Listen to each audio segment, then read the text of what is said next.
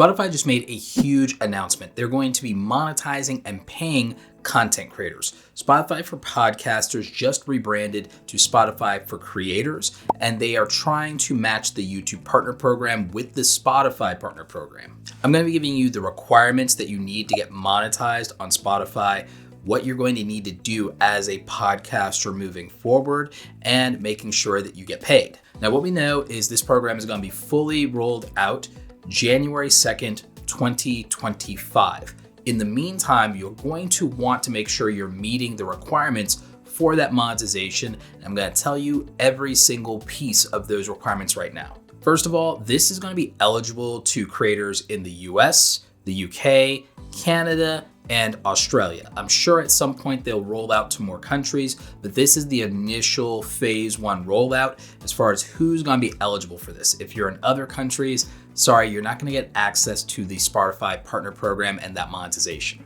The requirements are things you need to meet within 30 days with one exception.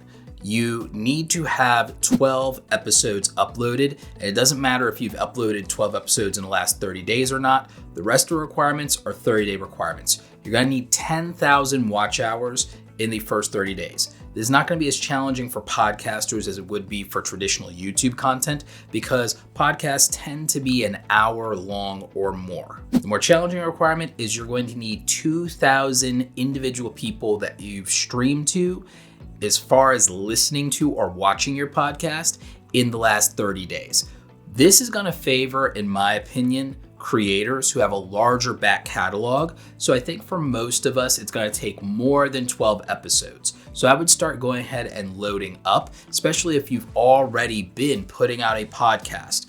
If you are a YouTube creator, one of the other interesting things of note is if you've been putting out an audio program on Spotify, you can replace the file with a video program in Spotify for Creators now. And so this can help those of you who already have an established program that you're hosting in Spotify, which is completely free, just like YouTube. And so this could get you much closer to those monetization requirements. And so you can be eligible to start being paid from the program. Something important to note, there are two primary ways you're going to get paid through the Spotify Partner Program. Ad revenue, just like YouTube, and also Spotify Premium revenue. Similar to YouTube, you're going to be able to manually place ads within your Spotify content. What this means is that when your video or audio podcast is distributed across Spotify, they're going to be able, in the sections that you designate, to run ads similar to how YouTube would run them, whether those are audio insert ads or video insert ads, just depending on inventory and what they match to your program. When we have more details about this specifically, I'll definitely make sure that I update you and make a video about it. Now, this is huge news because it's going to allow podcasters to make passive income even outside of YouTube for a video or even an audio-only podcast, something that has been unavailable and inconvenient for a long time. It's also going to encourage a lot of people to stop hosting elsewhere and directly host their program natively on Spotify, especially since they're getting it for free and you're able to monetize. This is meant to, in my opinion, mimic perfectly and sync up with the YouTube Partner Program. Then there's the Spotify Premium revenue. Spotify, as you know, allows premium subscribers to pay to listen to or watch without ads, very similar to YouTube Premium. What a lot of you may not understand about both programs is that YouTube Premium does actually pay creators based on a pool of watch time. This favors creators like me very much so because I make a lot of long form content. I do a live stream in a podcast style on my main YouTube channel and of course on my podcast channel where I do interviews. So YouTube Premium revenue absolutely benefits me.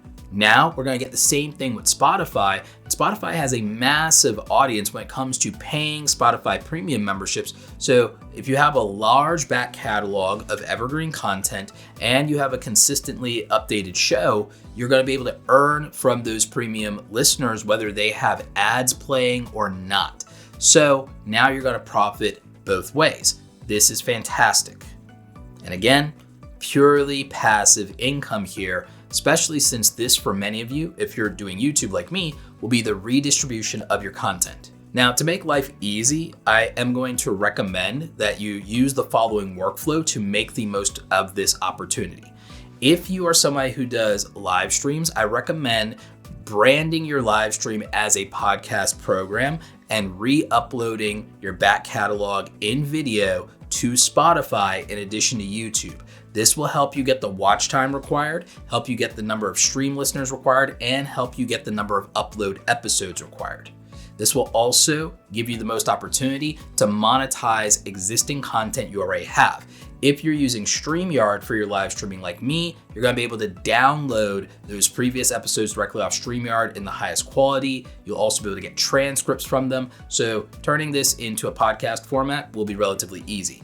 If you're going to do a live stream podcast, live to tape style show, StreamYard also be good for it. They're not sponsoring this video, but I do have an affiliate link that you can use down below, and so that will help you out. I've actually already been doing some of this myself. Specifically, I was using the ability to just download the audio for podcast episodes, but now if it's hosted on Spotify, I can literally just upload the video file when it's done. So this is gonna make repurposing easier. Also, Spotify is going to allow you to have clips of your podcast to use for promotional purposes. So you're gonna be able to use short form as well to help with reach and discovery. And that's something very different than what other podcast platforms are doing. Keep in mind as well that Spotify distributes your podcast across multiple platforms if you're hosting with them. So if you're hosting with Spotify, you still are distributing to Apple and to other podcast platforms as well using the RSS feed. And where video podcasts are available, your podcast will also be distributed in that format. And so that means you can benefit from the ad revenue, not just from Spotify listeners, but everything in the distribution pipeline. Spotify is going to pay you for that. They also have one more method of monetization for you, and that is subscriptions. This will work very similar to YouTube channel memberships, but it has other requirements, and those requirements are a little bit lower. So if you're starting now, you could qualify at least for the subscription memberships and have that revenue stream until you get the ad revenue and the Spotify premium revenue. So I'm gonna go into what those requirements are. You need to upload at least 2 episodes in order to be able to qualify for the paid subscriptions. And you need to have 100 streams, 100 listeners stream your content within a 30-day period. This will obviously be much easier for you to meet in terms of requirements. I recommend uploading a lot more than 2 episodes to get there though. And so this will basically get you into that first tier of monetization. This is very similar to the fact that if you were trying to get into the YouTube Partner Program, where you have to do 1,000 subscribers and 4,000 hours of watch time to get ad revenue, but to get fan funding and channel memberships where you have paid subscriptions there, that's only 500 subscribers and 3,000 hours of watch time. And the watch time is in a 12-month period for YouTube.